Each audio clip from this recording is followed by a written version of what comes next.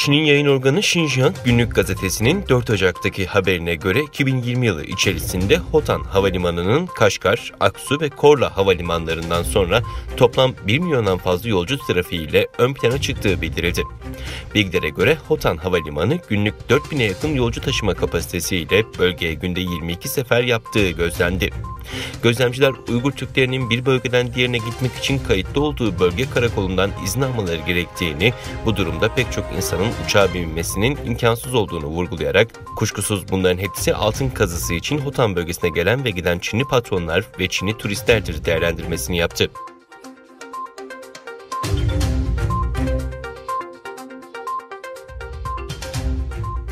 Papi China şirketi Çin Orta Asya gaz boru hattının 2020 yılında Çin'e 39 milyar metreküp'e aşkın miktarda doğalgaz teslim ettiğini açıkladı. Söz konusu doğalgaz boru hattı Türkmenistan'la Özbekistan sınırından çıkıp Özbekistan ve Kazakistan'ı geçerek Çin'in batı-doğu boru hattına Uygur Özerk bölgesindeki Horgos'a uzanıyor. Çin'in ilk uluslararası gaz boru hattı yılda 60 milyar metreküplük bir gaz nakli kapasitesine sahip. Aralık 2009'da hizmete giren 1.833 kilometre uzunluğundaki gaz boru hattı 11 yıldır istikrarlı ve güvenli bir şekilde işliyor. Şirketin açıkladığı bilançoya göre bu boru hattıyla toplamda 336 milyar metreküplük doğalgaz ithal edildi. Bu doğalgazdan 27 eyalette, belediyede ve özel bölgede yaşayan ve Hong Kong özel yönetim bölgesinde ikamet eden 500 milyondan fazla insan yararlandı. İlgili şirketin verilerine göre boru hattıyla nakledilen doğalgaz miktarı Çin'in aynı dönemdeki toplam tüketiminin %15'inden fazlasına denk düşüyor.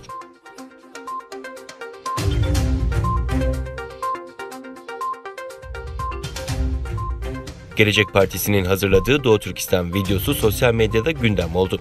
Paylaşımda Uygurların Çin'e iadesini hızlandıracak anlaşmanın imzalanmasına tepki gösterildi. Türkiye ile Çin arasında imzalanan suçluların iadesine ilişkin anlaşma geçen ay Çin parlamentosu tarafından onaylandı.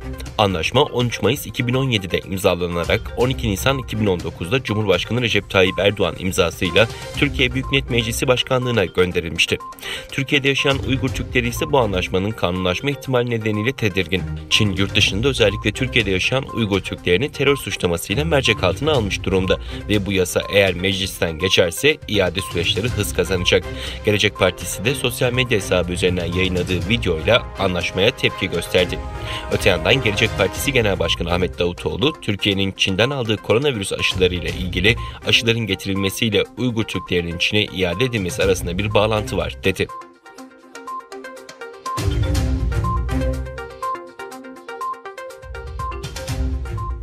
ABD Kongresi 6 Ocak günü yaşanan arbedenin ardından dün nihai kararı verdi ve Seçiciler Kurulu'nun oyları tescillendirdi.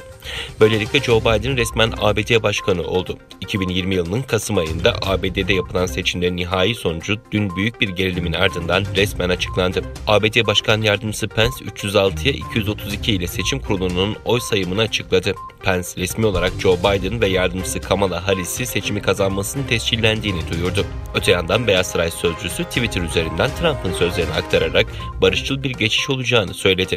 Açıklamaya göre Trump, her ne kadar seçimlerden çıkan sonuçları kabul etmesem de 20 Ocak'ta düzenli bir geçiş olacaktır dedi.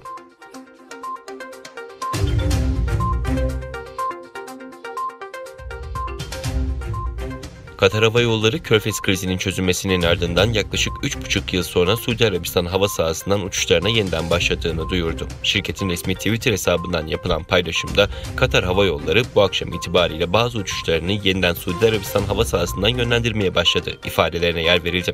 Açıklamada Suudi Arabistan hava sahasının kullanıldığı ilk uçuşun bugün 20.45'te Doha'dan Johannesburg'a gerçekleştiği aktarıldı. Şirket Körfez bölgesinde 5 Haziran 2017'de başlayan krizle birlikte Suudi Arabistan hava sahasından uçuşlara ara vermişti.